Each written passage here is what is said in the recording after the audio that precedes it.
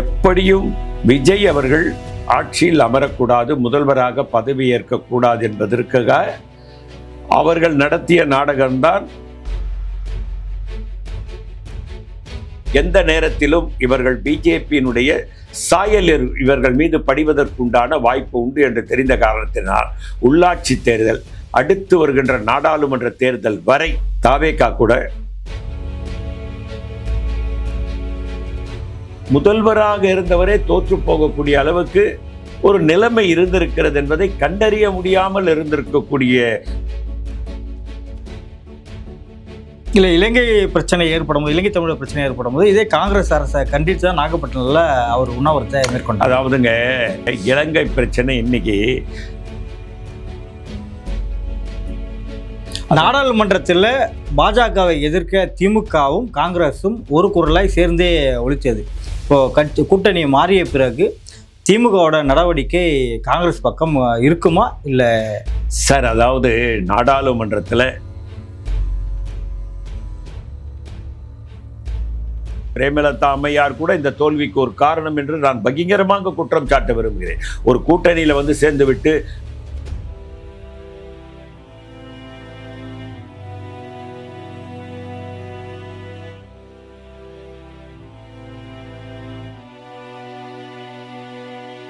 Rebel media தமிழர்களுக்கு வணக்கம். இன்று நம்முடன் இணைகிறார் காங்கிரசின் மூத்த தலைவர் திரு பொன் கிருஷ்ணமூர்த்தி அவர்கள்.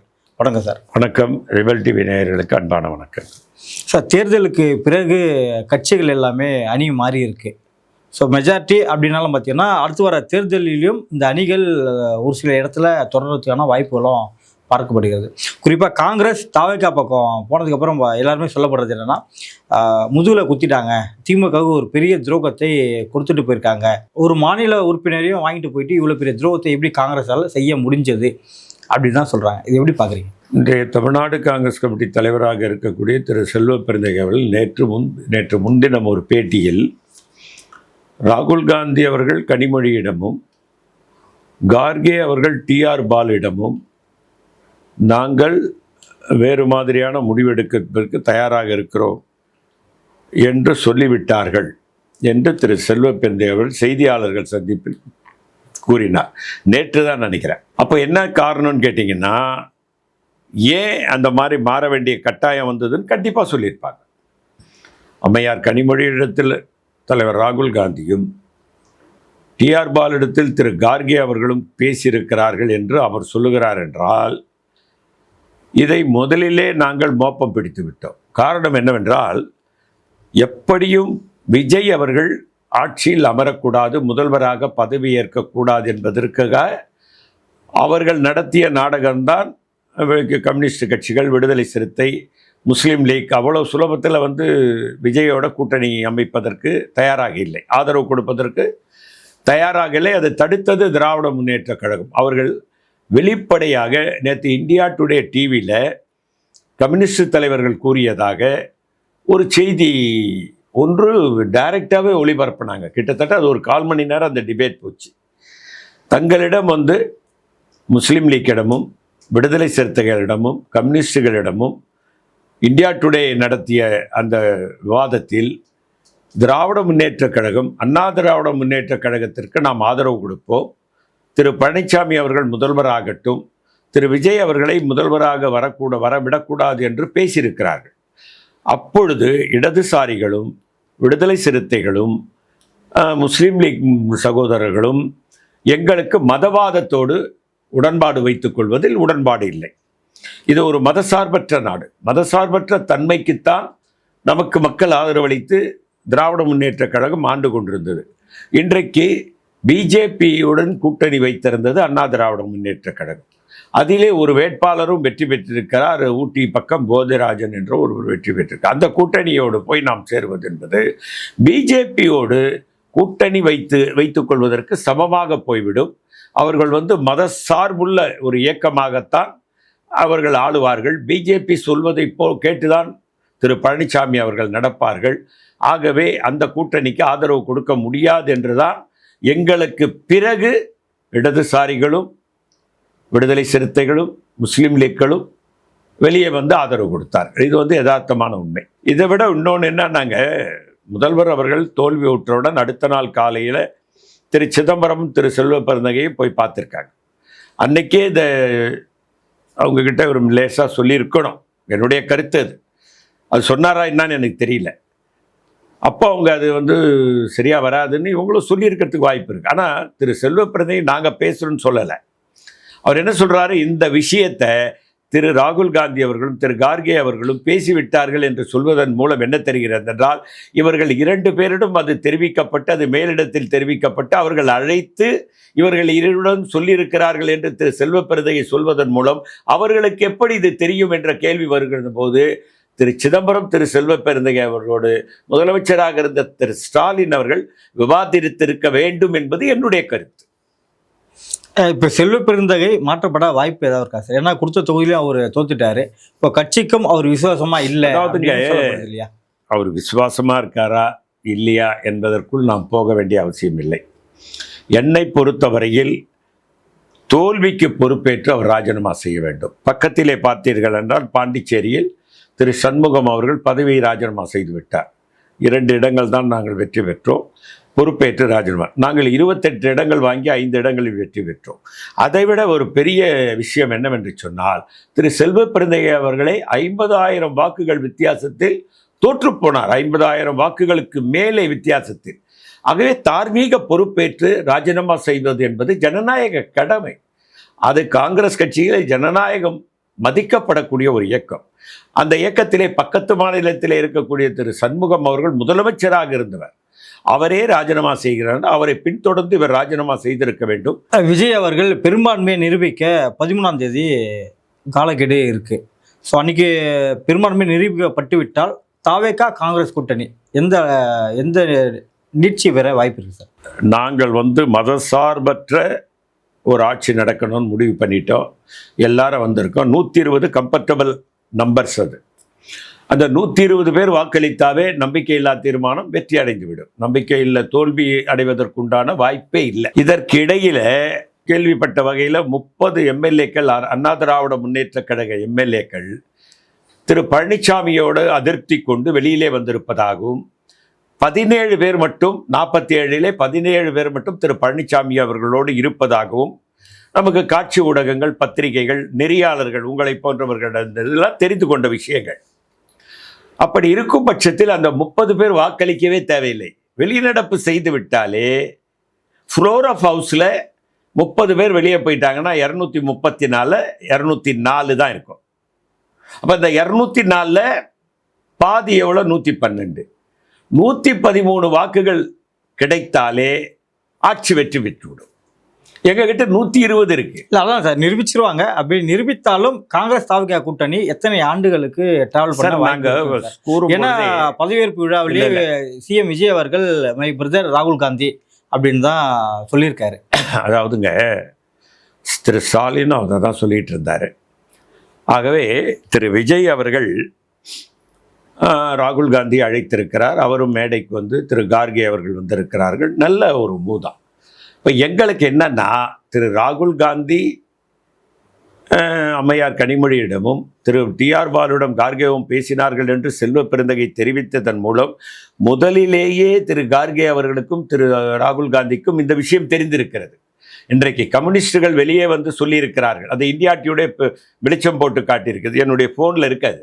இந்தியா டுடேயில் கம்யூனிஸ்டுகள் நாம் நீங்கள் எங்களோட இருங்க, திராவிட முன்னேற்ற கழகம் கேட்டுக்கொண்டதாகவும், நாம் அண்ணா திராவிட முன்னேற்ற கழகத்துக்கு திரு பழனிசாமி அவர்கள் முதல்வராவதற்கு ஆதரவு தருவோம் என்று கூறியதாகவும், மதசார்புள்ள ஒரு அணியோடு கூட்டணி வைக்க மாட்டோம் என்று நாங்கள் வெளியிலே வந்ததாகவும், முஸ்லீம் லீக்கும் அதே சொன்னதாகவும், விடுதலை சிறுத்தையும் அதே சொன்னதாகவும் சொல்லுகின்ற போது எங்களுக்கு முதலிலே தெரிந்ததனால்தான் ராகுல் காந்தியும் கார்கேவும் சொல்லியிருக்கிறார்கள். ஆகவே நாங்கள் வரும் பொழுதே என்ன சொல்லிட்டோம்னா, இது நல்லா தெரிஞ்சதுனால எந்த நேரத்திலும் இவர்கள் பிஜேபியினுடைய சாயல் இவர்கள் மீது படிவதற்குண்டான வாய்ப்பு உண்டு என்று தெரிந்த காரணத்தினால் உள்ளாட்சி தேர்தல், அடுத்து வருகின்ற நாடாளுமன்ற தேர்தல் வரை தாவேகா கூட கூட்டணி தொடரும் என்ற உடன்பாடோடு தான் நாங்கள் அங்கே இணைந்திருக்கிறோம்.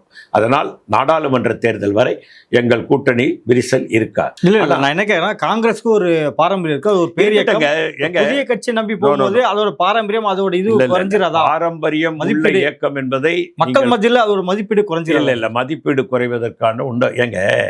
தமிழக மக்கள் 108 இடங்கள் வெற்றி பெறுவதற்குண்டான வாக்களித்திருக்கிறார்கள் என்றால் இந்த 2 கழகங்கள் மீதும் அவர்களுக்கு உண்டான வெறுப்பை அதில் நாம் பார்க்க முடிகிறது. மிகப்பெரிய இயக்கம் காங்கிரஸ் என்பதிலே மாற்று கருத்து இல்லை.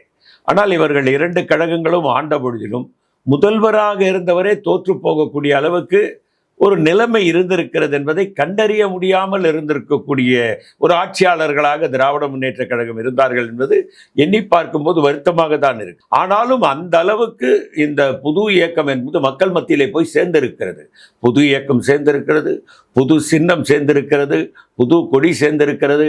அவருடைய ஆட்சி நன்றாக இருக்கும் என்று மக்கள் நினைத்திருக்கிறார்கள். ஆகவே காங்கிரஸ் மீது எப்பொழுதுமே விஜய்க்கு ஒரு நல்ல பார்வை இருந்தது என்பதை நான் ஒப்புக்கொள்வேன். பல இடங்களிலே தொடர்ந்து ஒரு 15-20 ஆண்டுகளாக காங்கிரஸை பற்றியும் காங்கிரஸ் தலைவர்களை பற்றியும் புகழ்ந்து பேசிய வரலாறு திரு விஜய் அவர்களுக்கு உண்டு. இல்லை, இலங்கை பிரச்சனை ஏற்படும் போது, இலங்கை தமிழர் பிரச்சனை ஏற்படும் போது இதே காங்கிரஸ் அரசை கண்டித்து தான் நாகப்பட்டினத்தில் அவர் உண்ணாவிரத்தை மேற்கொண்டார். அதாவதுங்க, இலங்கை பிரச்சனை இன்னைக்கு எங்கள் கூட கூட்டணியில் இருக்காங்க. விடுதலை சிறுத்தைகள் கூட பிரபாகரனுக்கு ஆதரவாக, விடுதலை புலிகளுக்கு ஆதரவாகத்தான் இருக்கிறார். மதிமுக எங்களோடு கூட்டணியில் ஆதரவாகத்தான் இருக்கு. ஏன் ஆளுங்கட்சியாக இருந்த திராவிட முன்னேற்ற கழகம் பேரறிவாளன் வெளியே வந்தபோது முதல்வர் ஸ்டாலின் கட்டிப்பிடித்த வரலாறுலாம் இருக்கு. ஆகவே இப்போ விஜய் அவர்கள் வெற்றி பெற்றதுக்கு முன்னாடி பார்த்தீங்கன்னா அவர் கொடுத்த மேனிஃபெஸ்டோவில் என்ன சொல்லியிருக்காருன்னா கச்சத்தீவுக்கு தீர்வு காணப்படும் சொல்லியிருக்காரு. சார், நான் இந்த நம்முடைய சேனல் மூலமாக ஒன்றை தெரிவித்துக் கொள்ள விரும்புகிறேன். கச்சத்தீவுக்கு தீர்வு காண வேண்டும் என்று எல்லோருமே புரிதல் இல்லாமல் பேசிக் கொண்டிருக்கிறார்கள்.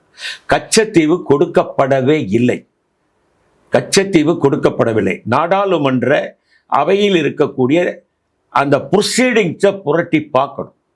மரியாதைக்குரிய திரு வாஜ்பாய் அவர்கள் பிரதமராக இருந்தபோது இதே திரு வைகோ அவர்கள் ஒரு கேள்வி எழுப்புகிறார், கச்சத்தீவை மீட்க வேண்டும் என்று. அடுத்த நாள் நான் இதற்கு பதிலளிக்கிறேன் என்று பிஜேபியினுடைய பிரதமராக இருந்த மரியாதைக்குரிய திரு அடல் பிகாரி வாஜ்பாய் அடுத்த நாள் வந்து என்ன சொன்னார் என்றால், நாம் ஒரு நாட்டிற்கு இன்னொரு நாட்டிற்கு இந்திய நாட்டினுடைய ஒரு பகுதியை கொடுக்க வேண்டும் என்று சொன்னால் நாடாளுமன்றத்தில் 3/2 மடங்கு உறுப்பினர்கள் ஆதரவு அந்த சட்டத்தை ஏற்றுவிட்டு தான் கொடுக்க முடியும். ஆனால் அதே காலகட்டத்தில் நீங்கள் சொல்லும் அதே காலகட்டத்தில் பங்களாதேஷுக்கு ஒரு இடம் கொடுக்கப்பட்டிருக்கிறது. அது நாடாளுமன்ற அவையில் வைத்து 3/2 மடங்கு ஆதரவோடு சட்டம் நிறைவேற்றி பங்களாதேஷுக்கு கொடுத்தோம். ஆனால் கச்சத்தீவுக்கு அப்படி செய்திருக்கிறார்களா என்றால் நான் புரட்டி பார்த்து விட்டேன்.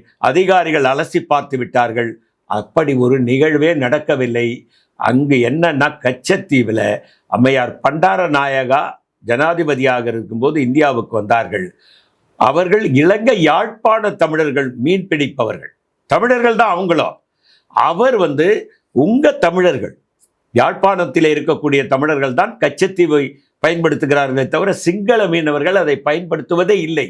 உங்கள் சேனல் மூலமாக மக்கள் தெரிந்து கொள்ள வேண்டும், நேயர்கள் தெரிந்து கொள்ள வேண்டும். நான் என்ன சொல்ல வருகிறேன் என்றால், அப்போது பண்டாரநாயகா கேட்டபோது இந்திரா காந்தி ஒப்புக்கொண்டதற்கு காரணம் என்னவென்று சொன்னால், யாழ்ப்பாண தமிழர்கள் மீது அவருக்கு உள்ள பற்றின் காரணமாக உங்கள் தமிழர்கள் கச்சத்தீவுக்குள் வந்தால் வலை உலர்த்துவதற்கும் தங்கி ஓய்வெடுப்பதற்கும் நீங்கள் அனுமதி அளிக்க வேண்டும் என்று கேட்டபோது சரி என்று ஒப்புக்கொண்டார். அவ்வளவுதான். கையெழுத்து போட்டு 3/2 மெஜாரிட்டி நாடாளுமன்றத்தில் நிறைவேற்றி கொடுத்தால் மட்டும்தான் அது இலங்கைக்கு சொந்தம். அப்படி நிறைவேற்றப்படவில்லை என்று திரு வாஜ்பாய் சொன்னார்.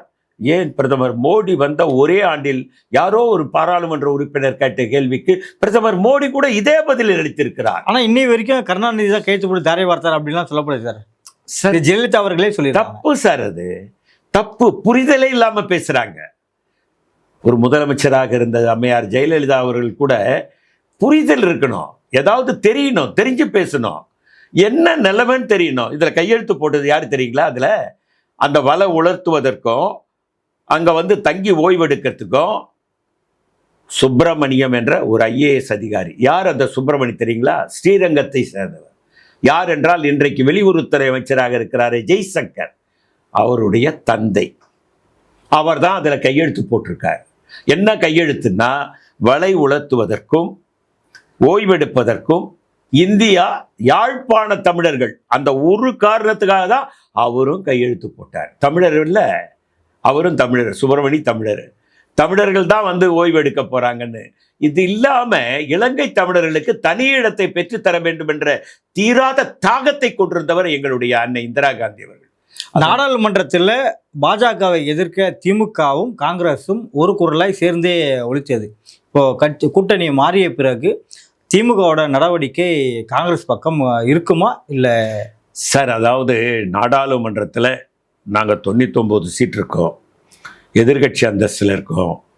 எங்களுடைய குரல் ஓங்கி கொளித்து கொண்டு தான் இருக்கிறது. உங்களுக்கு சமீபமாக இப்போ பார்த்தீங்கன்னா திமுகவும் அணி மாற வாய்ப்பு இருக்கா? இல்லை திமுகவோட அணியில் நான் சொல்கிறேன்ல, ஒரே ஒரு நிமிஷம். அதுக்கு நீங்கள் கேட்ட கேள்விக்கு நாடாளுமன்றத்திலே எங்களுடைய பெண் நாடாளுமன்ற உறுப்பினர்கள் பிரதமரை தாக்க முனைந்தார்கள், அதனால் அவரை வரவேண்டாம் என்று சொல்லிவிட்டேன் என்று சபாநாயகர் மரியாதைக்குரிய ஓம் பிர்லா சொன்னார்கள். அந்த நேரத்திலே எங்களுடைய நாடாளுமன்ற பெண் உறுப்பினர்கள் சபாநாயகரை சூழ்ந்து கொண்டு ஒரு கோஷமிட்டார்கள். அப்பொழுது நான் அந்த நாடாளுமன்ற அவையை கவனித்துக் கொண்டிருந்தேன். திராவிட முன்னேற்ற கழகத்தை சேர்ந்த பெண் உறுப்பினர்கள் எழுந்திருக்கிறார்களே, நம்முடைய காங்கிரஸ் நாடாளுமன்ற உறுப்பினர்கள் 8 பேர் போய் அங்கே நிற்கிறாங்க. அந்த 8 பேரோடு இவர்களும் போய் இணைந்து கொள்வார்கள் என்று நினைத்த நேரத்தில் அவர்கள் வெளியே போய்விடுவதை நான் கண்கூடாக பார்த்தேன்.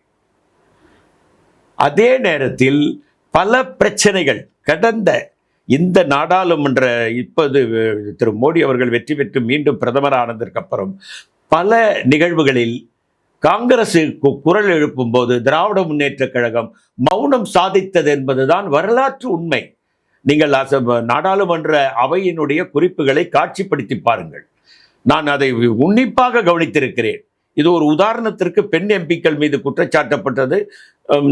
ஏங்க, பிரதமரை அடிக்கிறதுக்கு காங்கிரஸ் நாடாளுமன்ற உறுப்பினர் அவ்வளவு அடிக்கிறதுல முற்றுகையிட்ட போது நான் அந்த அவையை பார்த்து கொண்டிருந்தேன் காட்சி ஊடகத்தில்.